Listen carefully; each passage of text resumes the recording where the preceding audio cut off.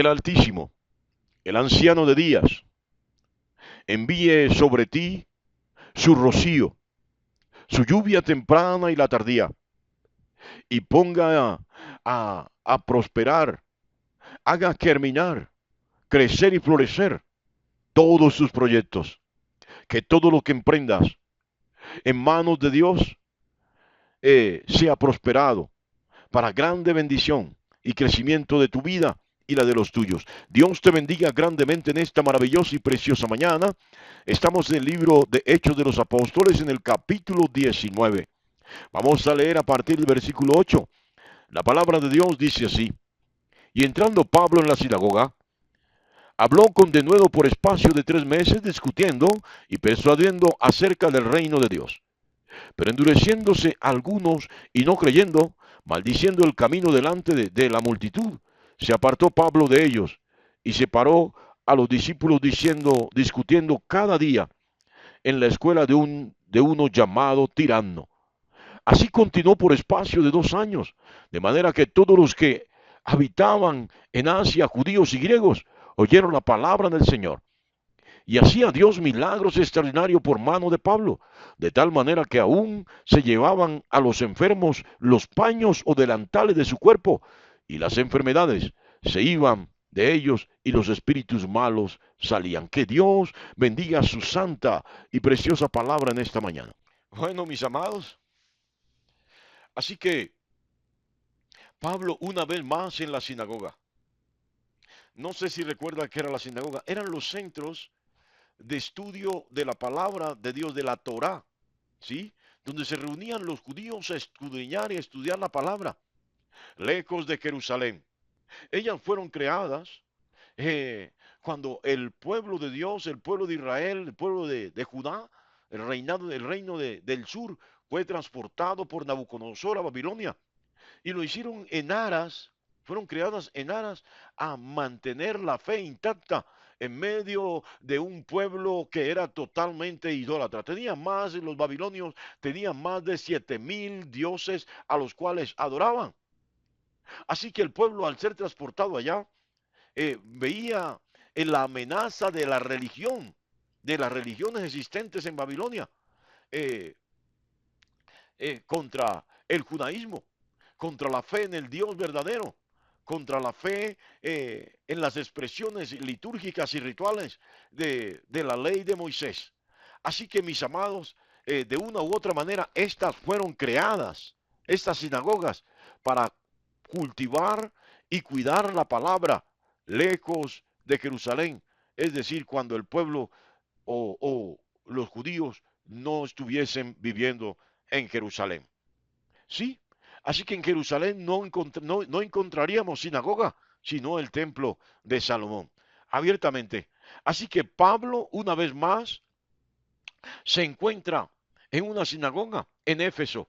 Y dice la palabra que expuso el mensaje de salvación allí por aproximadamente 3 meses con intensidad, hablando acerca de la presencia real del reino de Dios, hablando acerca del rey del reino, hablando acerca del descendiente de Judá que ya se había manifestado.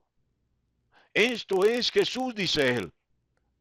Sí, sabe,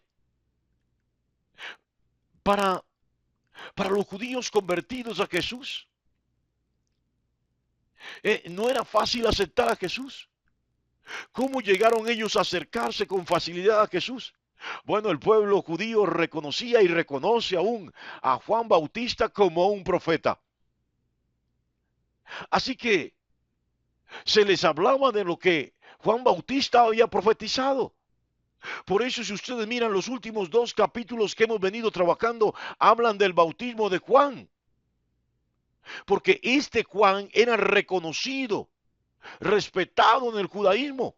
Era hijo de un sacerdote muy importante y respetado al interior del pueblo, el sacerdote Zacarías.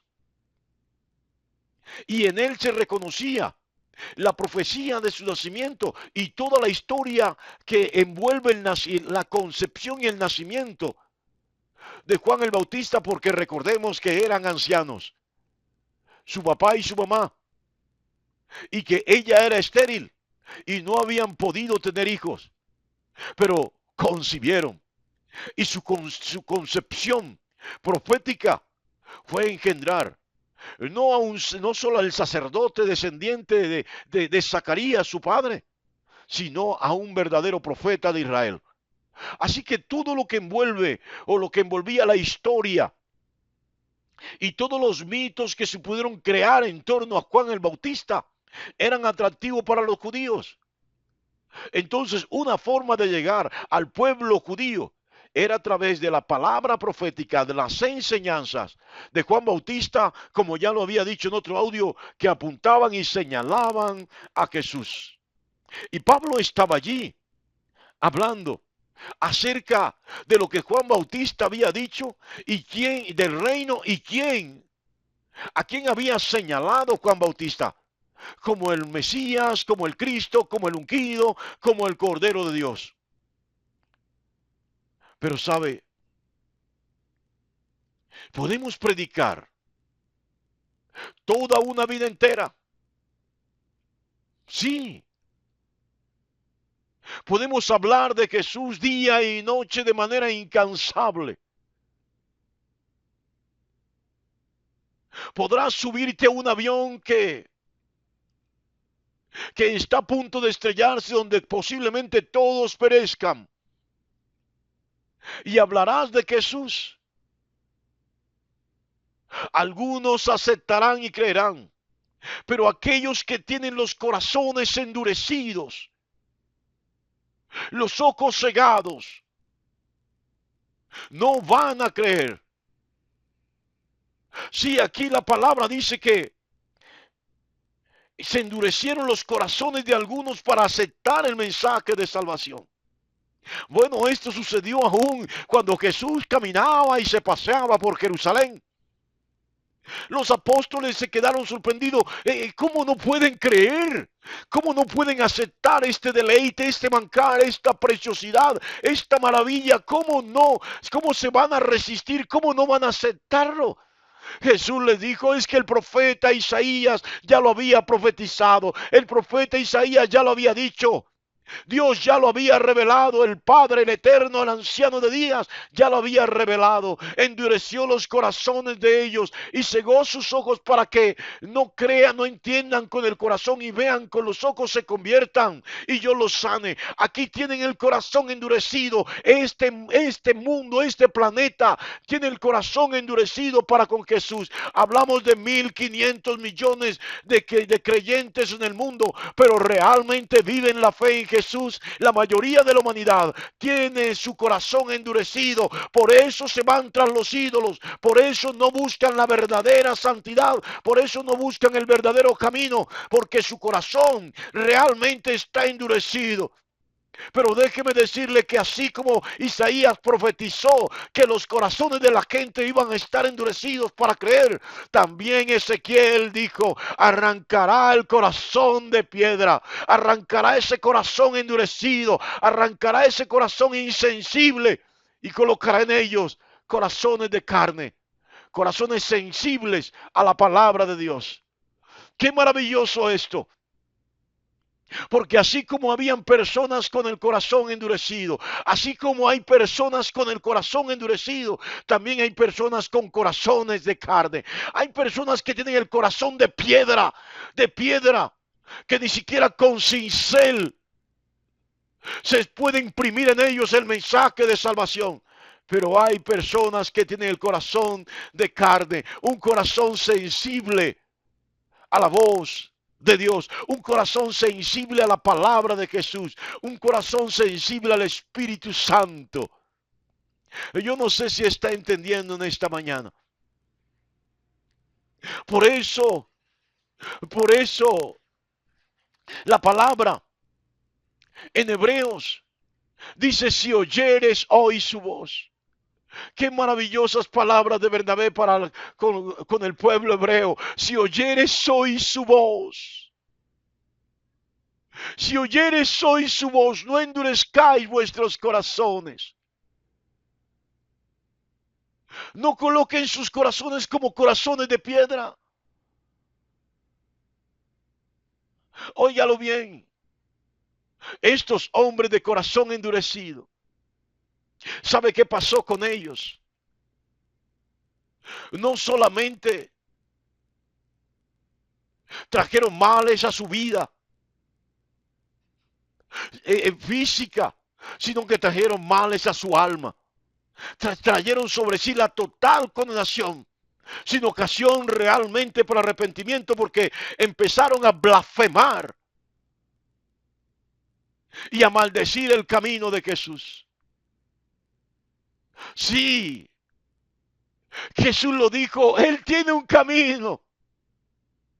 Él es el camino, Él lo dijo, yo soy el camino, la verdad y la vida. Nadie viene al Padre sino por mí. Y los judíos creían tener al Padre, pero no estaban en el camino. Y luego estos que tenían sus corazones endurecidos, lo que hicieron fue maldecir este camino. ¿Sabes qué es maldecir el camino? Te voy a decir, creo que fue a Atahualpa, a quien le hicieron una pirámide y lo enterraron en un sarcófago. Dentro de la pirámide. Pero luego taparon la escalera por donde descendían, para que nadie accediera. Y rodearon su tumba, echaron veneno sobre su tumba de tal manera que si alguien tocaba ese veneno y entraba en contacto con ese veneno, inmediatamente moriría. Óigalo bien. No sé si estoy equivocado en cuanto al personaje, pero algo claro hay en esto. Y es que estos judíos que maldijeron el camino, hicieron lo mismo. Echaron lodo al camino. Lo taparon para extraviarse ellos mismos y nunca más encontrarlo. Si oyereis hoy su voz, no endurezcáis vuestros corazones. Entonces, Pablo se aparta de la sinagoga, dice la palabra. Bueno, la interpreto yo de esta manera. Y separó a los judíos que realmente habían creído. Y estuvo allí 2 años, dando testimonio del poder de Dios, dando testimonio de la unción del Espíritu Santo, haciendo milagros, imponiendo sus manos sobre los enfermos. Hoy la fe de muchos es débil, es frágil. Creen que solamente el pastor puede imponer manos para sanar enfermos.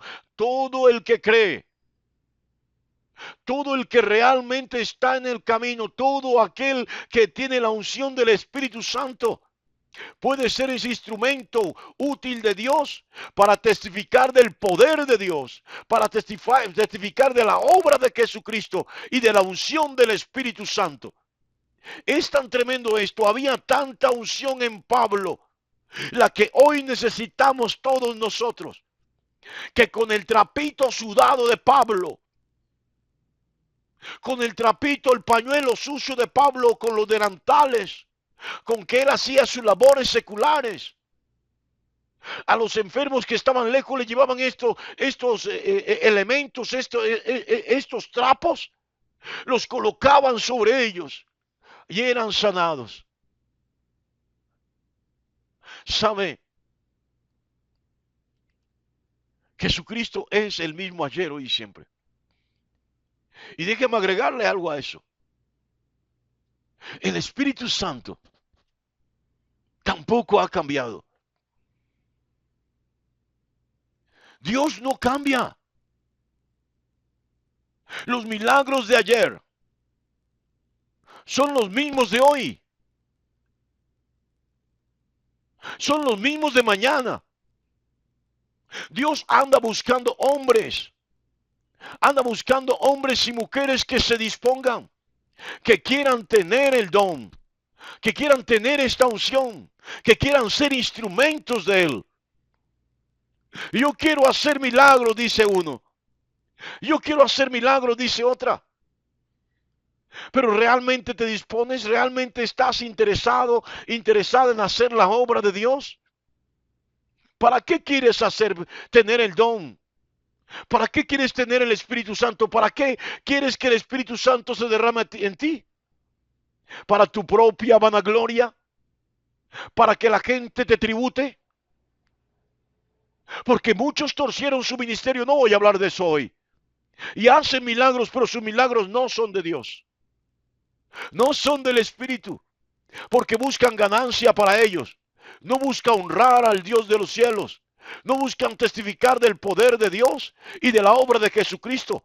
Solo les interesa llenar eh, sus cuentas bancarias. Óigalo bien. Pero ¿para qué quieres? ¿Quieres tener esto que tenía Pablo? Entonces, tienes que saber que debes estar dispuesto para pasar por el trillo de Dios. Tienes que saber que debes estar dispuesto para soportar penalidades, como dice Pablo, como las soportaron los antiguos. Pero también tienes que tener esa búsqueda constante, permanente del Espíritu Santo. Óyelo bien. La Biblia dice del Espíritu Santo en relación a ti y a mí que Él nos anhela, Él nos desea celosamente. Él tiene un fuerte deseo, vivo celo por nosotros y en ese vivo celo Él también intercede por nosotros con gritos, con gemidos. Que no podemos dimensionar, que nosotros en nuestra dimensión natural no podríamos soportar con gemidos indecibles, dice la palabra. Ahora, ¿cuál es tu actitud? El Espíritu Santo te anhela, ¿tú lo anhelas? El Espíritu Santo clama, gime por ti, tú clamas, gimes por él, lo invocas.